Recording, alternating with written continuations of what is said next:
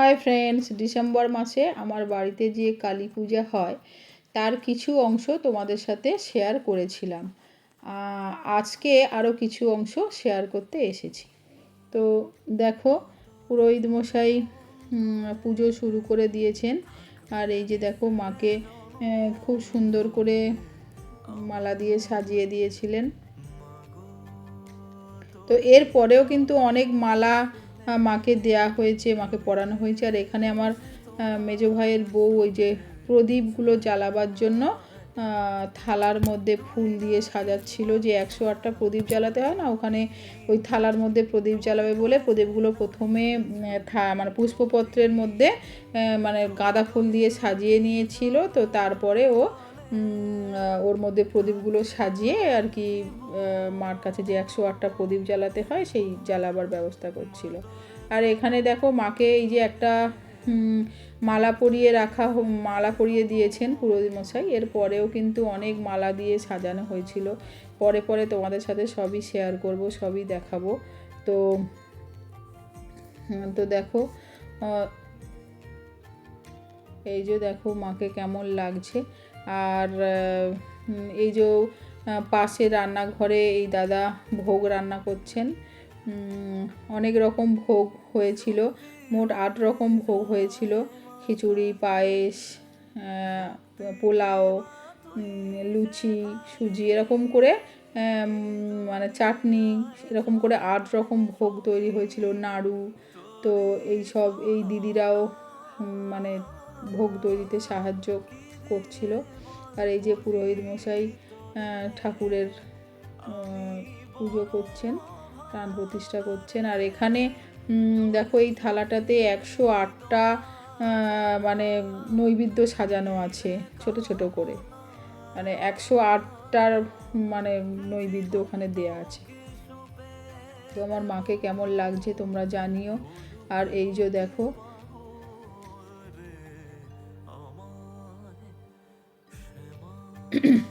তো আমরা এই পুজোটা করি ডিসেম্বর মাসে করি, ডিসেম্বর মাসের প্রথম দিকেই পুজোটা করা হয়। তো এই নিয়ে 2 বছর আমরা পুজো করব, মানে পুজো করছি, মানদেরই পুজো। তো দেখো, পুরোহিত মশাই এখন মাকে ওই বিভিন্নভাবে সাজিয়ে দিচ্ছিলেন আর কি। সব কিছু, ওই যে মুন্ডমালা, তারপরে এই হাতের যে খড়গ থাকে সেগুলো সব পরিয়ে দিচ্ছিলেন সব কিছু। তো এই দেখো, প্রদীপগুলো সাজানো হয়ে গেছে। আর এখানে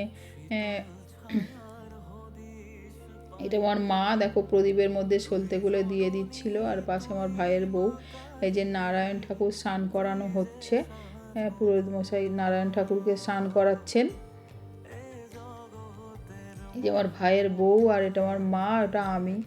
আর এই যে প্রদীপের মধ্যে সলতেগুলো দেওয়া হচ্ছিল, তখন সব রেডি করা হচ্ছিল। আর এদিকে আমার বর, এই যে। তো সবাই মিলে। আর এখানে হচ্ছে অঞ্জলি শুরু হয়ে গেছিলো তখন। তো যে দাদা ভোগ রান্না করছিলেন, উনিও পুরোহিত মশাই, উনিও পুজো করেন। আর সবাই মিলে অঞ্জলি দিতে এসেছিলেন। এটা পুরোহিত মশাইয়ের মা, এটা আমার বর, আর ওই যে আমার ভাইয়ের বউ, যে এটা আমি, এটা পুরোহিত মশাই। অঞ্জলি শুরু হয়ে গেছিলো। তো এই যে পুজোটার মানে সমস্ত জোগাড় যন্ত্র কিন্তু আমার ভাইয়ের বউই করেছিল, মানে মেজো ভাইয়ের বউ।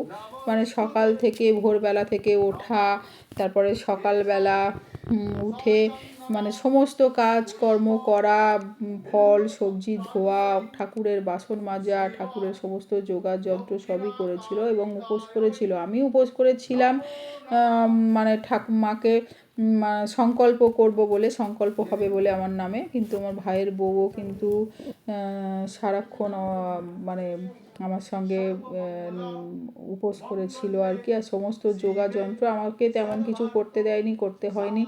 শুধু পুজো না, পুজোর যোগাড় যন্ত্র না, পুজোর পরে ভোগ বিতরণ করা, সমস্ত সবাইকে দেখাশোনা সবই প্রায় একা হাতে সামলেছিল। আর এই দাদা আর এই দিদি দুটো হচ্ছে ভোগ রান্নার দিকে ছিল, ভোগ রান্না করছিলেন এরা। আর এই যে পুরোহিত মশাইয়ের মা, আর এটা আমার বর হচ্ছে এই অঞ্জলি দিচ্ছিল সবাই মিলে। আর এই পুজোটা জানো তো আমাদের মানে এই মা ভবতারিণী আর কি, তো দক্ষিণেশ্বরের যে মা ভবতারিণীকে যেভাবে পুজো করা হয় সেইভাবে কিন্তু পুজো করা হয়। মানে সকালে একবার পুজো করা হয়, তারপরে দুপুরবেলা একবার পুজো করা হয়, আবার রাতে একবার পুজো করা হয়, তারপরে হোম হয়, তারপর মাকে শয়ন দিয়ে পুজো শেষ হয়। তো এই মা দক্ষিণেশ্বরে যে মা আছেন সেই মাকে যেভাবে পুজো করা হয় মা ভবতারিণী, আমাদের বাড়িতে কিন্তু সেইভাবেই পুজো করা হয়। আমরা এই নিয়ে 2 বছর মাকে পুজো করছি। মানে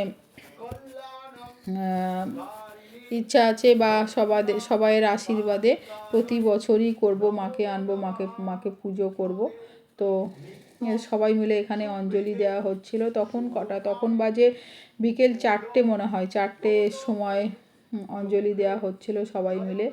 আর আমাদের বাড়িতে পুজোটা হচ্ছিল, কিন্তু আরও লোকজন নিমন্ত্রিত ছিল, তারা আমাদের বাড়ির এই বাড়ি থেকে 1-2 মিনিট পরে একটা ভিলা, তো সেখানেই খাওয়া দাওয়ার সব ব্যবস্থা করা হয়েছিল। তো সবাই এসেছিল, সবাই এসে দেখা করে গেছে, সবাই এসে ওই ভিলাতে খাওয়া দাওয়ার ব্যবস্থা করা হয়েছিল।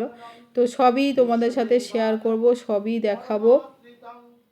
আর এখানে আমরা বাড়িতে তখন 4টে বাজে, সবাই মিলে যারা যারা অঞ্জলি দিতে চায় তাড়াতাড়ি অঞ্জলি দিচ্ছিল। আর হ্যাঁ, তখনও কিন্তু মাকে সব মালা দিয়ে সাজানো হয়নি, পরে মাকে অনেক রকম মালা দিয়ে সাজানো হয়েছিল। শুধু আমাদের বাড়িতে না, বাইরে থেকে অনেক মালা মায়ের জন্য সবাই পুজোর জন্য পাঠিয়েছিল, বা অনেক প্রসাদও কিন্তু বাইরে থেকে অনেক পুজো সবাই দিয়ে গেছে। আমাদের পাড়া প্রতিবেশী বা অনেক আত্মীয় স্বজনরা, তারাও সব পুজো দিয়ে গেছিলো মাকে। তো আজকে এইটুকু, আবার দেখা হবে অন্য কোনো ব্লগে। তো টাটা, আবার পুজোর অন্য কিছু তোমাদের সাথে শেয়ার করব।